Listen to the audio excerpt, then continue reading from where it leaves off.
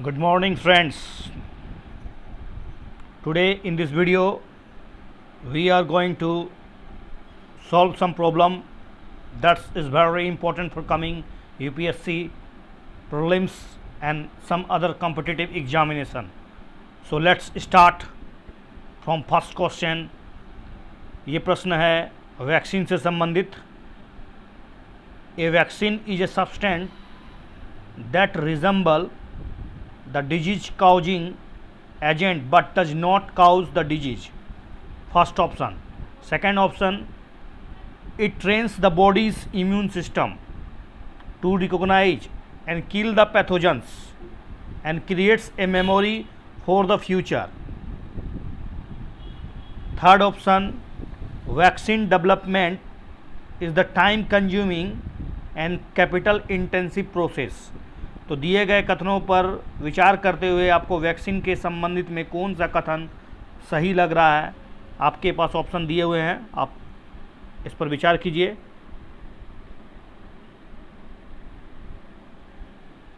इसका सही जवाब है D, 1, 2 and 3.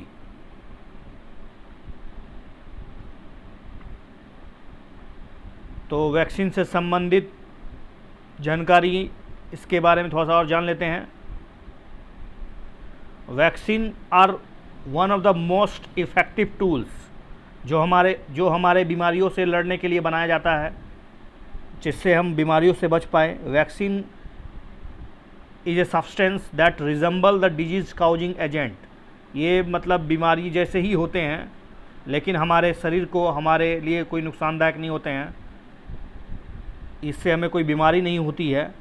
It trains the body immune system. ये हमारे शरीर के रोग प्रतिरोधी क्षमता को ट्रेंड करते हैं ताकि they kill the pathogens and creates a memory for future. Vaccine are available to protect us against many life threatening disease. बहुत सी गंभीर बीमारियों से लड़ने और उनसे बचाने के लिए ये बनाया जाता है. जैसे कि आप जानते हैं कि पोलियो, इन्फ्लुएंजा, मेनिंजाइटिस, ये इसको मस्तिष्क शोथ बोलते हैं, typhoid, tetanus, diphtheria and certain types of cancers. Vaccine have also been responsible for eradication of deadly disease जैसे कि smallpox, polio. Vaccine development बहुत ही टाइम कंज्यूमिंग प्रोसेस होता है और बहुत ही खर्चीला है, लंबा लगता है, समय लगता है. जैसे कि आप इस संदर्भ में कर सकते हैं कि कोविड-19 की स्थिति में वैज्ञानिकों की एक दौड़ सी लग गई है कि किस प्रकार इस वैक्सीन को तैयार किया जाए. लेकिन सही बात है कि मिनिमम 2-3 साल तो किसी वैक्सीन को डेवलपमेंट करने में ही लग जाता है. तो सिंपल सी बात है, एक टाइम कंज्यूमिंग, कैपिटल इंटेंसिव. ठीक है. Next question, consider the following statement. Black soil के बारे में आपको दिए गए कथनों पर विचार करना है. Black soil are generally clay, deep and impermeable. They lack in lime, iron, magnesium and alumina. और तीसरा है the black soil are rich in phosphorus, nitrogen and organic matter. आप एलिमिनेशन मेथड का इस्तेमाल कीजिए, इसको आंसर आसानी से मिल सकता है. इसमें तीसरे ऑप्शन पर ध्यान दिया जाए तो ब्लैक सॉइल में लिखा हुआ है कि ये रिच होते हैं, मतलब इसमें फास्फोरस, नाइट्रोजन और सम अदर ऑर्गेनिक मैटर की प्रचुरता होती है जो. और दूसरे ऑप्शन में लिखा है कि इसमें आयरन, मैग्नीशिया की कमी होती है. तो निश्चित रूप से आपने आंसर ढूंढ लिया होगा. इसका सही जवाब है, आंसर इसके लिए आप लगा सकते हैं, इसका सही जवाब है ए. चलिए विचार करते हैं दिए गए कथनों पर फिर से एक बार. ब्लैक सॉइल जनरली एक तो डीप, दूसरा इम्पेरेबल होता है और ये फूल जाते हैं, become sticky when they wet. जब ये गीला होते हैं तो फूल जाते हैं, फट जाते हैं ड्राई के दिन में. During the dry season these soil develops white cracks. This ओकर a kind of self ploughing, मतलब स्व खेती जैसा इसका गुण होता है. इसी कारण इनमें स्लो एब्जॉर्प्शन प्रॉपर्टीज होता है, ये मॉइस्चर को खो देते हैं. Black soil retain the moisture for a very long time, और ये ब्लैक सोइल मॉइस्चर को बहुत लंबे समय तक बनाए रखने में मतलब एक तरह से माहिर होते हैं। दिस हेल्प्स, जिससे कि crop specially the rain fed ones to sustain even during the dry season. Chemically black soil, ये चूना पत्थर आयरन और मैग्नीशिया और अल्मुनिया से प्रचुर होते हैं, लेकिन इनमें फास्फोरस, नाइट्रोजन और ऑर्गेनिक मैटर की कमी होती है। Next question, tropical evergreen rain forest पर विचार कीजिए। They are found in area with an annual precipitation over 200 centimetre और mean annual temperature above 22 degree Celsius. Second option है there is a no definite time for trees to set their leaves, flowering and fruitation. और third option है species found in this forest include rosewood है, mahogany है, any है, ebony है। तो ये तीनों स्टेटमेंट पर विचार करने के बाद आपको आंसर देना है। जी हाँ, इसका आंसर सही जवाब है। दिए गए सारे कथन सही हैं, डी। चलिए ट्रॉपिकल एवरग्रीन रेन फॉरेस्ट को एक बार देख लेते हैं। ट्रॉपिकल एवरग्रीन रेन फॉरेस्ट जो होता है वो western slope of the western Ghat, hill of the northern region, Andaman और Nicobar island, generally they are found in warm and humid areas. दूसरा बात है कि एनुअल प्रेसिपिटेशन वहाँ पर 200 सेंटीमीटर से ज़्यादा हो रहा हो। मीन टेम्परेचर की बात करें, औसत माध्य टेम्परेचर लगभग 22 डिग्री सेल्सियस से ऊपर रहता है। और ट्रॉपिकल एवरग्रीन फॉरेस्ट जो होते हैं वो वेल स्ट्रेटिफाइड होते हैं, एक तरह से सतही लेयर होता है, और ये क्लोजर टू द ग्राउंड। दूसरा बात है कि they covered with shrubs and creepers with short structure trees followed by tall variety of trees. इसमें बहुत सी विविधताएँ होती हैं वृक्षों में, और साथ ही साथ ये फॉरेस्ट जो होते हैं वो बहुत ही ऊंचाई प्राप्त करते हैं, 60 सेंटीमीटर से ऊपर, 60 मीटर से ऊपर। There is no definite times, इनके पत्ते झड़ने का कोई निश्चित समय नहीं होता है, ना ही फूल लगने का, ना ही फ्रूट आने का।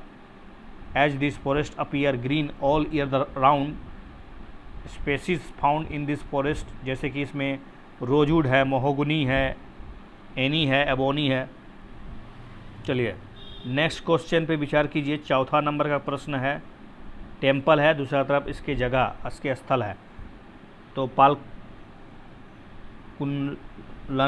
श्री भगवती टेम्पल, क्या ये तमिलनाडु में है? दूसरा है कनका दुर्गा टेम्पल, और तीसरा है सिद्धि विनायक, जो महाराष्ट्र में है कि नहीं पता करना है आपको। तो दिए गए स्टेटमेंट में आपको पता होना चाहिए कि सिद्धि विनायक तो महाराष्ट्र में है ही, और दूसरा है कनका दुर्गा टेम्पल आंध्र प्रदेश में है। लेकिन दिए गए पहले कथन अर्थात भगवती टेम्पल वो तमिलनाडु में नहीं है, इसलिए इसका आंसर सी होता है, 2 और 3। तो ये जो पलकुलांगरा देवी टेम्पल ये केरल में है, दुर्गा टेम्पल आंध्र प्रदेश में है, और सिद्धि विनायक गणपति मंदिर महाराष्ट्र में। नेक्स्ट प्रश्न है, दिए गए कथनों पर विचार कीजिए और नॉर्थ से साउथ लगाइए। पालकोंडा रेंज, नल्लामल्ला हिल्स, सिरोय हिल्स, अन्नामलाई। तो ये कथन बहुत ही ट्रिविकली है, आप चाहे तो ऑप्शन देख सकते हैं, लेकिन 4 तो निश्चित रूप से सबसे साउथ में ही है, और आपको विचार करना है कि ऑप्शन कौन सा होगा। तो इसका आंसर सीधा सा बात है, इसका आंसर बी है, क्योंकि 4 नंबर, हालांकि डी में भी आप फंस सकते हैं, लेकिन आपको नल्लामलाई और पालकोंडा के बारे में जानकारी होगी, तो निश्चित रूप से नल्लामलाई जो है वो सबसे ऊपर आता है, उसके बाद पालकोंडा, तब जाके सेवराय, और तब जाके अन्नामलाई। आप ये देख सकते हैं, ये है नल्लामलाई, यह है पालकोंडा, यह है जावादी, यह है सेरवाई, और सबसे नीचे जो है वो है अन्नामलाई, यह है अन्नामलाई। इससे पहले नीलगिरी है, और इससे ऊपर दूधा बेटा है। तो ध्यान रहे, अगर कभी दूधा बेटा नीलगिरी, अन्नामलाई,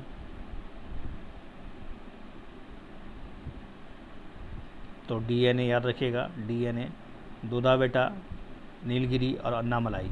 चलिए नेक्स्ट प्रश्न की ओर। अरेंज द सिटी, ईस्ट से वेस्ट लगाना है आपको। ये प्रश्न थोड़ा सा ट्रिकली है, जो बहुत ही बिलोंग्स करते हैं एक दूसरे से। तो कौन सा आपको लगता है सही जवाब है?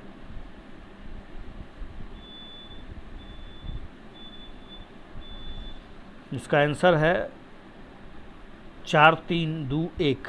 देखिए 4, सबसे पहले तो 4 4 3 2 1 बी आंसर। यहाँ पर आप जा सकते हैं और देख सकते हैं, यह है आपका कोहिमा, यह है ईटानगर, यह है गंगटोक, यह है ईटानगर, यह है कोहिमा, यह है मणिपुर यानी इम्फाल, यह है अजवाल, यह है अगरतला। तो एक ही लाइन में गंगटोक, दूसरा ईटानगर, तीसरा देखें तो आप कोहिमा भी नीचे पड़ता है। ठीक है, आगे बढ़ते हैं।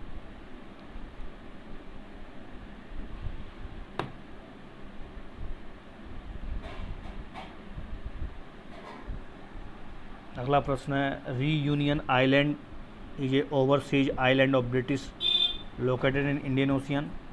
दूसरा है सकोट्रा आइलैंड, जो कि बिलोंग्स करता है ओमान से। डिया गार्सियो is an island of the British Indian territory. दिए गए कौन सा सही कथन है?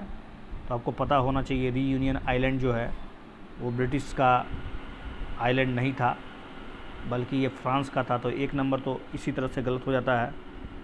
अब आपको रहा कि 2 और 3, तो 2 और 3 तो ऑप्शन है ही नहीं, तो इसका सही जवाब होगा निश्चित रूप से 2 या फिर 3। तो आपको पता होगा डियो गार्सियो जो है एक आइलैंड है, वो ब्रिटिश आइलैंड का है, ये ओशियन टेरिटरी में है। डी तो सही है, लेकिन स्कोट्रा आइलैंड जो है ये ओमान से नहीं बल्कि यमन से बिलोंग्स करता है। तो 7 का आंसर हो गया केवल डी। चलिए देखते हैं, जी रीयूनियन जो है एक ओवरसीज डिपार्टमेंट था। The region of French Republic an island in the Indian Ocean. ये मेडागास्कर के ईस्ट में है, 175 किलोमीटर साउथ है, वो भी मॉरिशस से। स्कोट्रा या फिर इसको सोकोट्रा भी बोलते हैं, जो कि लोकेटेड करता है बिटवीन ग्राथफूरी channel and the Arabian sea. ये लार्जेस्ट 4 आइलैंड है स्कोट्रा आर्चिपेलागो का, या आर्चिपेलागो एक ही बात है। Territory is located near the major shipping routes and is officially part of Yemen not Oman. तो स्कोट्रा जो है यमन से बिलोंग्स करता है, एक सब डिवीज़न है एडन गवर्नमेंट का। दूसरा है डियो गार्सियो के बारे में हम लोग पढ़े कि डियो गार्सियो जो है ब्रिटिश इंडियन ओशियन टेरिटरी है, और ये इंडियन ओशियन में ही है। चलिए नेक्स्ट प्रश्न पर विचार कीजिए। प्रश्न है नॉर्थ ईस्टर्न प्लेटो के बारे में। नॉर्थ ईस्टर्न प्लेटो का जो एक्सटेंशन है वो क्या ये मेन पेनिनसुलर का ही एक्सटेंशन है? मेघालय प्लेटो क्या रिच मिनरल सोर्सेज जैसे कि कोयला, आयरन, सिलमेंटाइट, लाइमस्टोन, यूरेनियम से भरपूर है? तीसरा है मेघालय प्लेटो क्या हाईली इरोडेड सरफेस है? तो इसका सही जवाब आपको बताना है, आपके पास 3 सेकंड 4 सेकंड ले लीजिए। जी इसका सही जवाब है डी।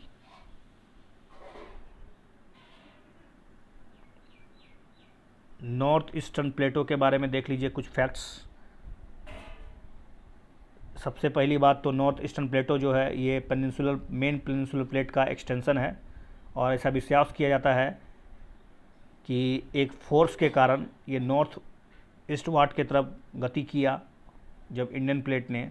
तो उस समय हिमालयन जब बन रहा था तो ह्यूज फॉल्ट के कारण एक गैप क्रिएट हो गया राजमहल हिल और मेघालय हिल के बीच और या प्लेटो के बीच, और फाइनली लंबे समय के बाद डिपोजिशन और डिप्रेशन के कारण इसमें बहुत से डिपोजिशन एक्टिविटी चलते गया और रिवर्स के द्वारा और मेघालय और Karbi Anglong plateau stand detach from the main peninsular block, और कार्बी एंगलोंग और मेघालय प्लेट इससे डिटेच हो गया। मेघालय प्लेटो जो है फर्दर सब डिवाइडेड है, आगे चल के इसको गारो खासी हिल्स में पढ़ते हैं, जो कि उसके आसपास के ट्राइबल रीजन के कारण उसका नाम पड़ा है। तो इसी प्रकार इसके बारे में और जान लीजिए कि ये कोयला, आयरन, सिलमेंटाइट, लाइमस्टोन, यूरेनियम से भरपूर है। मैक्सिमम रेनफॉल होता है, साउथ वेस्ट मानसून का इसमें फ़ायदा होता है, और हाईली इरोडेड सरफेस है। दूसरा चेरापूंजी जो कि एक बेयर रॉकी सरफेस है, जो कि परमानेंट वेजिटेशन कवर इसमें नहीं हो पाता है क्योंकि रॉकी सरफेस है, इसलिए। नेक्स्ट प्रश्न है शिवालिक के बारे में। शिवालिक दे extend over a wide of 10 to 50 kilometre and have a high altitude जो है इसका वो लगभग 4 किलोमीटर से 5 किलोमीटर क्या है, तो सोचिए। This range are compose of unconsolidated sediment. तीसरा है इसका longitudinal valley lying between the lesser Himalaya and the Shivalik, उसको क्या दून कहते हैं? तो ऑप्शन आपके सामने है, आप इस पर विचार कीजिए। तो निश्चित रूप से पहला प्रश्न, तो पहला और दिया गया ऑप्शन ऑटोमेटिक बहुत ही सिंपल है कि 4000 और 5000 मीटर, तो शिवालिक तो हो नहीं सकता है, तो इसलिए एक ऑप्शन तो गलत हो गया। इस प्रकार आप अपने आंसर को आराम से प्राप्त कर लेंगे, और इसका सही जवाब है बी। आउटर मोस्ट रेंज जो है ऑफ द हिमालय का, उसको शिवालिक कहा जाता है। इसका एक्सटेंड 10 से 50 किलोमीटर, और इसकी जो ऊंचाई है वो 900 से 1100 मीटर के आसपास है। ये अनकॉन्सोलिडेटेड सेडिमेंट से बना हुआ है, जो रिवर द्वारा, हिमालय के रिवर द्वारा लगातार इसके मतलब कह सकते हैं सेडिमेंट्स के कारण बना हुआ है। This valley are covered with thick gravel and alluvium. The longitudinal valley lying between the lesser Himalaya and the Shivalik, जिसको हम लोग दून कहते हैं। कुछ इंपॉर्टेंट दून जैसे कि देहरादून है, कोटी दून है, पाटली दून है। चलिए नेक्स्ट प्रश्न है, 10वां प्रश्न है, consider the flowing statement regarding इसको नेशनल कैरियर सर्विस प्रोजेक्ट के बारे में। नेशनल कैरियर सर्विस प्रोजेक्ट जो है ये काम करता है ताकि ये जो जॉब सीकर और एम्प्लॉयर के बीच जो गैप है जॉब, उसको पूरा कर दे, और training, career guidance, agency providing and training council दे सके, पहला ऑप्शन। दूसरा है कि क्या ये नीति आयोग के द्वारा प्रारंभ किया गया है। तीसरा ऑप्शन है कि ये एक अनएम्प्लॉयमेंट अलाउंसेस भी देता है कुछ खास समय के लिए। तो निश्चित रूप से इसके दिए गए ऑप्शन में आप विचार कीजिए, 1, बी और सी और डी में। तो निश्चित रूप से आपको क्या लग रहा है? सबसे पहला बात तो नेशनल कैरियर सर्विस प्रोजेक्ट ये नीति आयोग का इनिशिएटिव नहीं है, तो 2 तो ख़त्म हो गया। तो इस प्रकार आप एलिमिनेट कीजिएगा तो भी आपके पास सभी ढेर सारे विकल्प हैं। दूसरी बात है कि ये किसी प्रकार का अनएम्प्लॉयमेंट अलाउंसेस नहीं देता है, तो 2 और 3 ख़त्म, इसलिए इसका आंसर हो गया डी। चलिए देखते हैं। जी हाँ, डी नेशनल कैरियर सर्विस के बारे में जान लीजिए। It is one of the mission mode project under the umbrella e governance plan.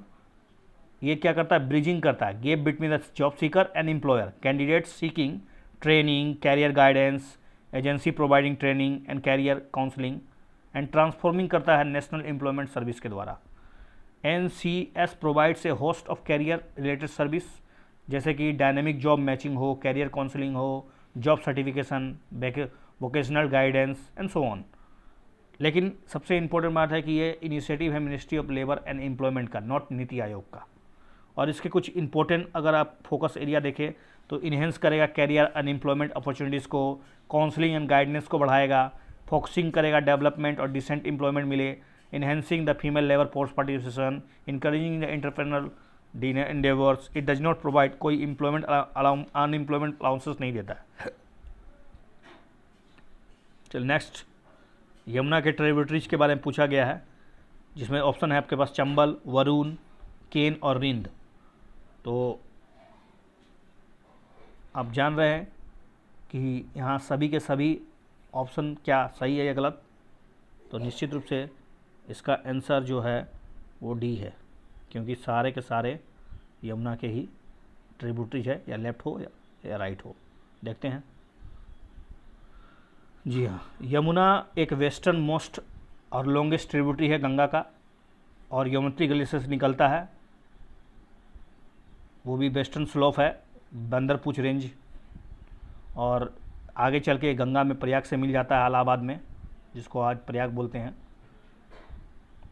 इसमें आकर चंबल, सिंध, बेतवा और केन जो है इसके राइट बैंक ट्रिब्यूटरीज है, जबकि हिंडन, रिंद, वरुण इसके लेफ्ट बैंक ट्रिब्यूटरीज है। इसका अधिकांश जो पानी है वो वेस्टर्न और eastern Yamuna and the Agra canals for irrigation purpose के लिए होता है। नेक्स्ट टॉपिक, नेक्स्ट प्रश्न है,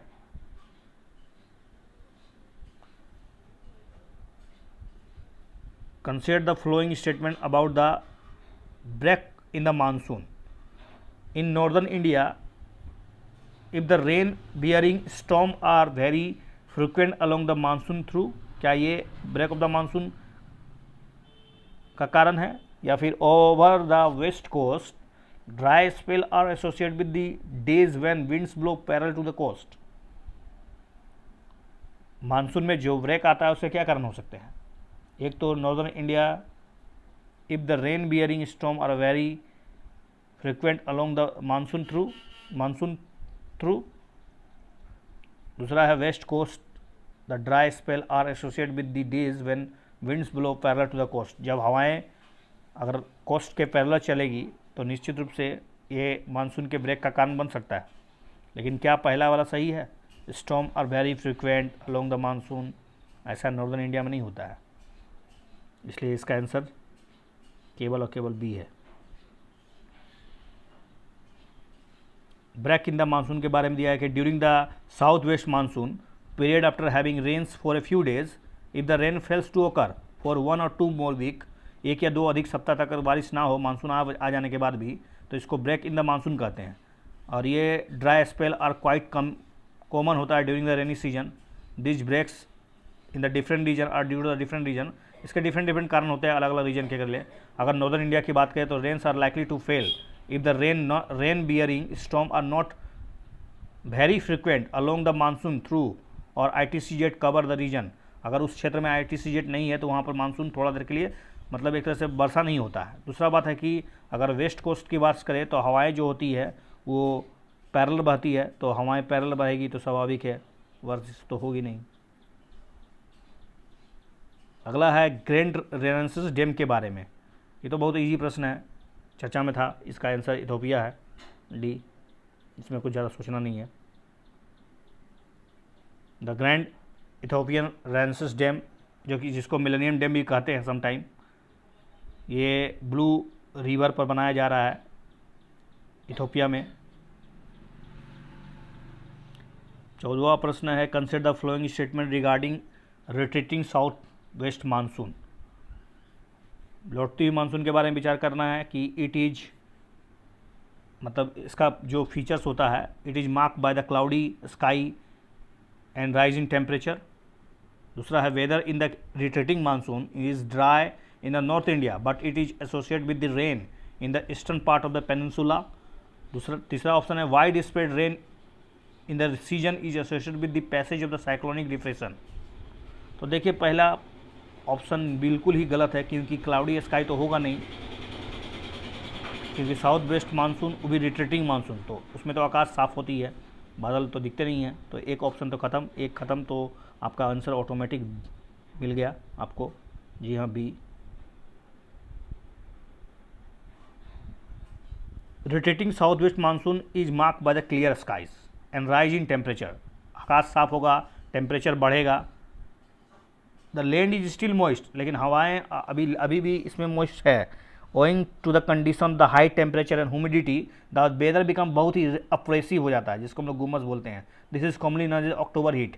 in the second half the October mercury begins fall rapidity, बहुत तेज़ी से गिरता है। Partly in the northern India the weather in the retreating monsoon is dry in the North India but it is associated with rain in the eastern part of the peninsula.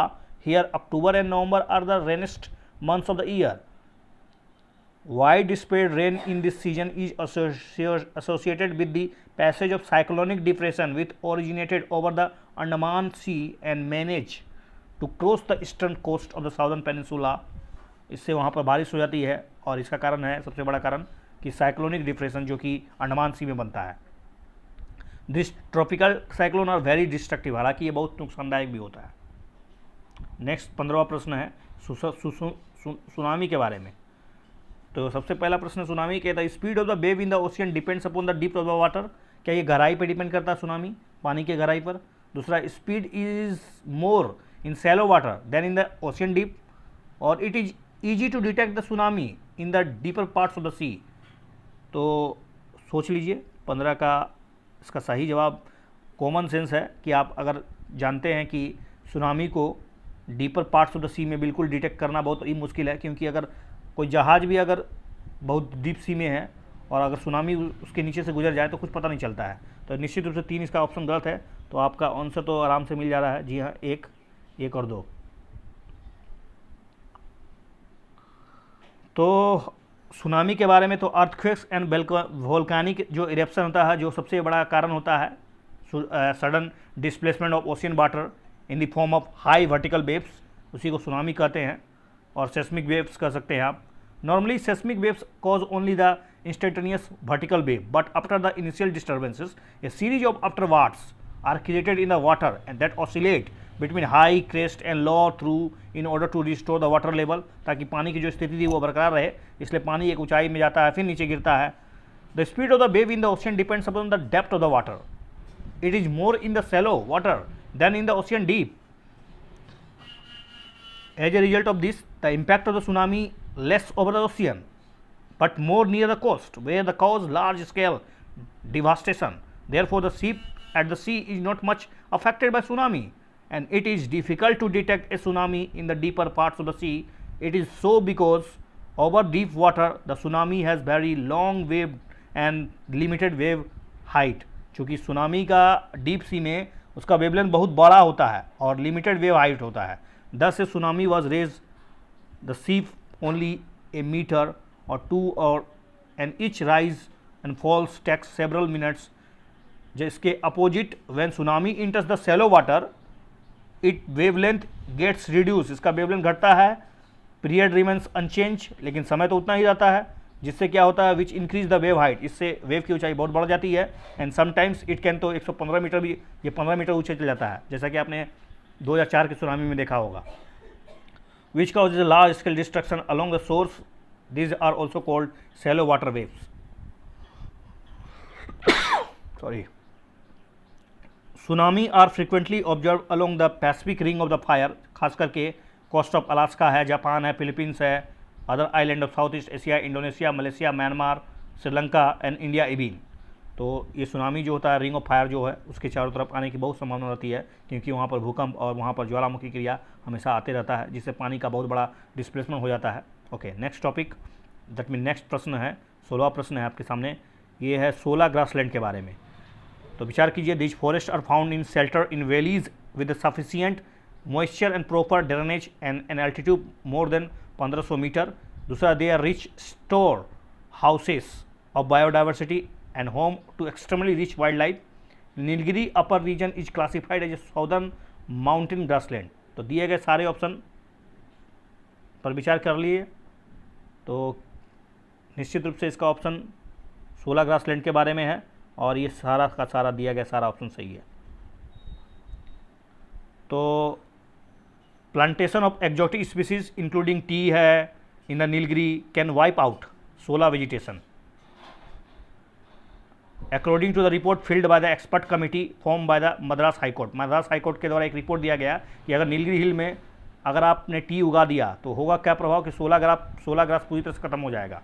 तो important बातें, the change in the vegetation will result in the loss of the water sources and is already leading massive landslide. और invasive species like है eucalyptus है, tea plantation है, wattle है, neutralise alien species जैसे कि lantana camara, ऑप्टिना Sticta, ढेर सारे हैं, ऑर्डरेटा, ये बहुत ही टफ वर्ड्स है, senna, spectabilis, had a serious impact on the shola forest and grassland. इसी कारण बस काफ़ी चर्चा में है सोला फॉरेस्ट। तो आते हैं सोला फॉरेस्ट के बारे में कुछ जान लेते हैं, सोला ग्रासलैंड के बारे में। सोला वेजिटेशन जो कि ट्रॉपिकल मोंटाना फॉरेस्ट है, जो कि वेस्टर्न घाट्स में पाया जाता है, rolling grassland in the high altitude में। सोला grassland consist of dwarf trees, ये छोटे छोटे पौधे होते हैं जिसका ऊंचाई 25 से 30 फीट होता है। It is standard forest growth of diverse grass species. Vegetation is doubly layered, stored with the close canopy which hardly permits a single ray of sunlight to penetrate in the natural vegetation. Nilgiri upper region is classified as a southern grassland, mountain grassland. Between 1973 से जो 2014 के बीच सोला grassland का जो प्रतिशत है वो लगभग 66% घट गया है। These forests are found in the shelter in the valleys with the sufficient moisture and proper drainage and altitude, वो 1500 मीटर की ऊंचाई में पाया जाता है। सिग्निफिकेंस की बात करें तो ये स्टोर करता है, बहुत भारी मात्रा में पानी को स्टोर कर सकता है माउंटेन रेंज में। दूसरा बात huge water harvesting and storage structure. दूसरा है केरला एंड तमिलनाडु में ओरिजिनेट है from the shola grassland and ये with the depletion of the shola and other forest the stream that supply water to them dry up in the summer. These rich storehouses of biodiversity, ये बहुत ही important है wild life के लिए क्योंकि ये rich biodiversity store देते हैं। आइए जूट कल्टीवेशन पे विचार करते हैं। 25 से 30 डिग्री सेल्सियस जो एक आइडियल होता है। दूसरा हमिड वेदर इसके लिए बहुत ही ख़राब होता है। जूट कल्टीवेशन का रिक्वायर्ड के लिए 160 से 200 सेंटीमीटर वर्षा की ज़रूरत होती है। तो सीधा सी बात है, आपको पता होगा कि जूट कल्टीवेशन के बारे में, तो जूट कल्टीवेशन के बारे में दिए गए ऑप्शन 2 पर विचार करें तो आपको आराम से इसका आंसर मिल जाएगा क्योंकि हमिड कंडीशन जो है रिक्वायर्ड होता है जूट कल्टीवेशन के लिए। तो इसलिए इसका आंसर है, आपको 2 छांटने के बाद आपको क्या मिलेगा, तो इसका answer C. Jute is use for making बोरा, bag, decorative items. Cash crop है वेस्ट बंगाल का and adjoining the eastern parts of the country. India ने बहुत बड़ा जूट एरिया खो दिया जब बांग्लादेश का निर्माण हुआ और प्रेजेंट में अगर देखा जाए तो 3/5 ऑफ द जूट प्रोडक्शन जो होता है वर्ल्ड का उसी के द्वारा उत्पादन होता है। वेस्ट बंगाल जो है लगभग 3/4 ऑफ द प्रोडक्शन, 75% तो वेस्ट बंगाल ही पैदा कर देता है भारत का। बिहार और आसाम भी इसके जूट के उत्पादक राज्य हैं। Being concerned only a few state, this crop accounts only 0.5% of the total cropped area in the country. दूसरा बात है कि इसको गोल्डन फाइबर भी बोलते हैं। ये वेल ड्रेन्ड फर्टाइल सॉइल्स में उगता है, फ्लड फिल में उगता है जहाँ की सॉइल जो है रिन्यूड होता है पर साल। हाई टेम्परेचर बहुत ही ज़रूरी होती है इसके लिए। और climate required for the jute cultivation की बात करें तो jute crops well in rain fed, moderate and warm humid atmosphere and sunshine condition. 25 से 30 degree Celsius ideal for jute cultivation. Jute cultivation requires about 160 to 200 centimeter rainfall. Humid weather will result in a good yield. So option B is automatically wrong. Soil requirement jute cultivation के लिए तो river basin जैसे कि alluvial है, loamy soil है, the best for the jute. Jute cultivation in the red soil may require high dose of the manure, pH range between 4.8 से 5.8 के बाद अगर आप इसको देंगे तो ये ऐसा नहीं है कि सिर्फ alluvial में ही उगेगा, loamy में भी उग सकता है और रेड सॉइल में भी उगाया जा सकता है। अगला है फिजियोग्राफी ऑफ मणिपुर के बारे में। तो मणिपुर को जाना जाता है मोलासिस बेसिन के रूप में जो कि made of the soft consolidated deposit से बना है। दूसरा physiography of Manipur is unique by the presence of large lake known as Loktak lake, जो कि तैरता झील होता है जो कि मणिपुर में ही है। 2 ऑप्शन तो बिल्कुल सही है, लेकिन आपको कुछ फैक्ट्स जो याद रखने होंगे कि मोलासिस बेसिन जो है ये मणिपुर में नहीं, इसको मणिपुर को नहीं कहते हैं, मणिपुर को नहीं बल्कि ये मोलासिस जो है मिजोरम को कहा जाता है, इसलिए इसका ऑप्शन है केवल 2। बराक एक इम्पोर्टेंट रिवर है मणिपुर और मिजोरम में। फिजियोग्राफी ऑफ मणिपुर एक यूनिक प्रेजेंस है large known Loktak lake at the centre surrounded by the mountains from the all side. Mizoram को कहा जाता है molasses basin which is made of soft unconsolidated deposit. Mizoram को मोलासिस बेसिन इसलिए कहा जाता है क्योंकि ये मोलास से बना है, सॉफ्ट अनकॉन्सोलिडेटेड डिपॉजिट से बना है। Most of the river in Nagaland from the tributary of Brahmaputra while the 2 river Mizoram and Manipur are the tributaries of the Barak. Next प्रश्न है 20वां प्रश्न है statement regarding the world trade organisation. Definition of the term developed and developing countries has been clearing given by WTO. Second, all decisions are made by consensus of the members. Third, WTO ministerial conference meeting takes place every year. तो आपको पता होगा, बहुत ही simple प्रश्न है ये, क्योंकि हर साल मिनिस्ट्रियल मीटिंग नहीं होता है, इसलिए 3 तो ऑप्शन ख़त्म हो चुका है, इसलिए आपके पास बचता है 1 और 2। और साथ ही साथ आपको पता होना चाहिए कि डेवलप और डेवलपिंग कंट्रीज का कोई शब्द ऐसा कोई WTO के डेफिनेशन में नहीं आता है, ये स्वतः अपने देश के अपने दोस्त द्वारा दिया जाता है। क्योंकि अभी चर्चा में था कि अमेरिका ने भारत को डेवलप्ड श्रेणी का दर्जा दिया, जिससे कि काफ़ी नुकसान होने की संभावना बनी थी, इसलिए इस प्रश्न को बना जा सकता है। चलिए, इसका आंसर तो आपको मालूम हो चुका है, इसका आंसर केवल ये 2 सही है। ये चलिए पढ़ते हैं थोड़ा सा इसके बारे में। वर्ल्ड ट्रेड ऑर्गेनाइजेशन के बारे में, इसका स्थापना 1995 में किया गया था। इसका ऑफिशियल भाषा जो है इंग्लिश है, फ्रेंच है और स्पेनिश है। ये एक इंटर गवर्नमेंटल ऑर्गेनाइजेशन है, निगोशिएबल ट्रेड ऑर्गेनाइजेशन, ताकि प्रोग्रेसिवली लिबराइज ट्रेड किया जा सके, सिस्टम को बेहतर बनाया जा सके और सिस्टम ऑफ ट्रेड रूट्स उसको मतलब कर सकते हैं कि सबको माने, सब कोई पे अप्लाई होता है। It is also a place for member government to settle their trade dispute. आप चाहे तो अपने यहाँ पर ट्रेड डिस्प्यूट को समाधित मतलब इसका संशोधन कर सकते हैं यहाँ पर। मिनिस्ट्रियल कॉन्फ्रेंस जो होता है WTO का टॉप लेवल में डिसीजन मेकिंग बॉडी होती है, और ये साल नहीं बल्कि 2 साल में एक बार बैठता है। इसका हेडक्वार्टर जेनेवा में है, स्विट्ज़रलैंड, और ये सारे के सारे इसके जो डिसीजन होते हैं वो कंसेंसस बेस्ड होते हैं। All major decision are made by the members of as a whole, इधर बाय द मिनिस्ट्री हो, ठीक है। There are no WTO definition of develop और developing countries. Members announces for themselves whether they are developed, whether they are developing countries. WTO maintain regular dialogue and with the non-governmental organization, parliamentarian, other international organization, the media, the general public and the other various aspects of the WTO. Next प्रश्न है कावेरी के tributaries के बारे में। Option है अमरावती, इंद्रावती, काविनी और भवानी। तो आपको पता होना चाहिए इंद्रावती जो है वो कावेरी की नहीं है, तो इसका आंसर तो बहुत इजी हो गया, 2 तो बिल्कुल गलत है। तो इसका आंसर है 1, 3, 4, इसका मतलब सी। तो Kaveri rise in Brahmagiri reels, जो कि कर्नाटक से निकलती है, 800 किलोमीटर लंबाई है इसका और 81,000 समथिंग इसका ड्रेनेज कैचमेंट एरिया है।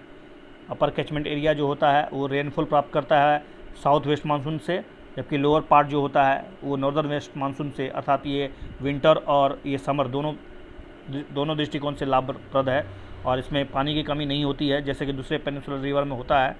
लेकिन बात करें तो केरल में इसका बेसिन 3% कावेरी बेसिन केरल में पड़ता है, 41% कर्नाटक में, 56% तमिलनाडु में। एक इम्पोर्टेंट ट्रिब्यूटरी जिसका कहे तो काबिनी है, भवानी है और अमरावती है। तो मैंने क्या बता दिया था, इंद्रावती नहीं है, ठीक है। अस्त्र मिसाइल के बारे में सोचिए कि ये क्या इसको स्वदेशी रूप से डेवलप किया गया DRDO के द्वारा। क्या ये इनेबल है फाइटर पायलट्स जो कि शूट कर सकता है precisely at the enemy target which are beyond their visual range में होना चाहिए। It can launch from different altitudes but it is capable of engaging target only a long range targets. तो क्या अस्त्र मिसाइल केवल और केवल लॉन्ग रेंज टारगेट के लिए बनाया गया है और ये क्या इंडिजिनली है, तो DRDO द्वारा बनाया गया है, बिल्कुल सही है। दूसरा बात है कि इसको ये टारगेट ना केवल लॉन्ग रेंज बल्कि शॉर्ट रेंज के लिए भी कैपेबल है, इसलिए 3 गलत है। तो 3 गलत है तो निश्चित रूप से इसका आंसर 1 और दूसरा बात है 2। तो निश्चित रूप से 21 में आप सोच सकते हैं कि क्या आपको 2 लगता है, तो जी हाँ 2 भी सही है। It enables the fighter pilots to shoot precisely at the enemy target which are beyond their visual range. अगर वो विजुअल रेंज में है तो टारगेट तो आराम से किया जा सकता है अस्त्र मिसाइल के माध्यम से। तो यही है, इंडिजिनली डेवलप किया गया है, beyond visual range, air to air है, DRDO द्वारा है, 80 किलोमीटर तक मार कर सकता है और 1.2 मैक से 1.4 मैक सुपरसोनिक स्पीड के साथ चलता है। और क्या बताए, सारा कुछ तो बता ही दिया कि ये टेल चेस करता है, long range target, head and hard mode.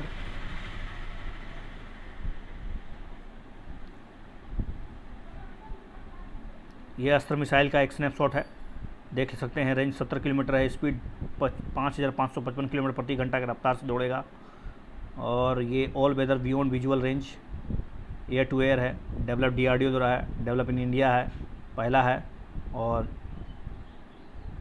Different altitude को लोकेट कर सकता है।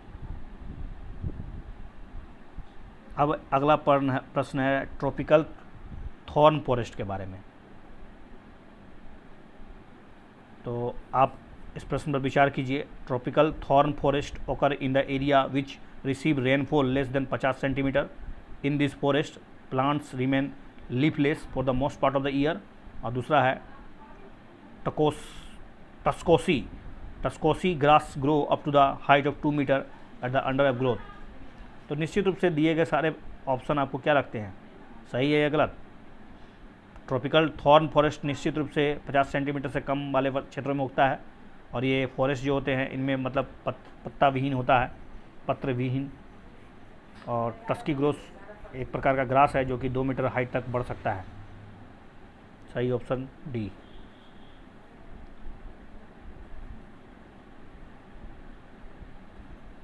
तो कंसिडर द फ्लोइंग स्टेटमेंट। अगला प्रश्न है यूनिवर्सल पोस्टल यूनियन।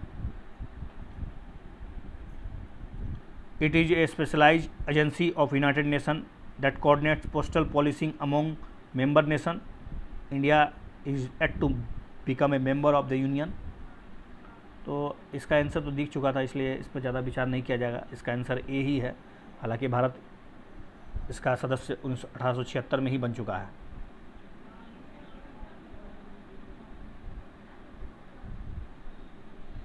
एक स्पेशलाइज एजेंसी है यूनाइटेड नेशन का जो कि कोऑर्डिनेट करता है पोस्टल पॉलिसी को इनके सदस्यों के बीच, ताकि वर्ल्ड वाइड पोस्टल सिस्टम को एक तरह से मतलब बढ़त मिले। 1874 में इसका मतलब इस्टेब्लिशन किया गया। इसका मुख्यालय आप याद रख सकते हैं, यूनिवर्सल पोस्टल यूनियन का मुख्यालय स्विट्जरलैंड बर्न में है।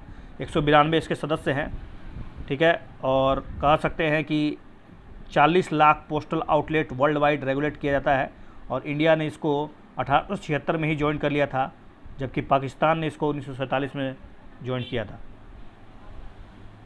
अगला प्रश्न है, एक तरफ तो रिवर, दूसरा तरफ उसके इम्पोर्टेंट डैम्स दिए गए हैं और उसका लोकेशन दिया गया है। तुंगभद्रा डैम आंध्र प्रदेश में है कि नहीं, कोयना डैम महाराष्ट्र, कृष्णा सागर कर्नाटका और हीराकुंड डैम पंजाब। तो कोयना डैम तो महाराष्ट्र में है और दूसरा कृष्ण सागर डैम जो कर्नाटक में है, लेकिन हीराकुंड बांध और तुंगभद्रा बांध पे विचार कीजिए। तो क्या लगता है आपको? जी हाँ, इसका आंसर बी, तुंगभद्रा आंध्र प्रदेश में नहीं है भैया। ये है आपके पास लिस्ट, आप इसको पढ़ लें। एक भवानी डैम जो है वो भवानी रिवर पे बना है, तमिलनाडु है। तुंगभद्रा कर्नाटक में है। दूसरा रिहन जो है उत्तर प्रदेश में है। मैथन जो है झारखंड में है, बराक नदी पे है। कोयना जो है महाराष्ट्र में है, कोयना नदी पे है। और बिलासपुर राजस्थान में है, बनास नदी पे है। Mettur dam, this is very important, Tamil Nadu में है, कावेरी नदी पे। कृष्ण सागर डैम कर्नाटक, कावेरी में है। और इंदिरा सागर डैम मध्य प्रदेश में है, नर्मदा नदी पर। और चिरुतनी डैम जो है केरला में है, चिरुतनी नदी पर। सरदार सरोवर डैम ये गुजरात के नर्मदा नदी पर बनाया गया। नागार्जुन सागर डैम आंध्र प्रदेश कृष्णानगर पे है। हीराकुंड उड़ीसा नदी पे है, वो महानदी पे है। भाखरा नागल डैम पंजाब सतलज में है। और टेहरी डैम उत्तराखंड भागीरथी नदी पे है। इस प्लेलिस्ट का आखिरी सवाल बहुत ही इजी है। वर्ल्ड एनर्जी आउटलुक दिखाया जा चुका है, इसका इंटरनेशनल एनर्जी एजेंसी है। तो in this video we discuss 25 important question as well as their answer and their explanation. So watch this video, spread this video, subscribe my channel. Thanks a lot for watching this video. Thank you. धन्यवाद।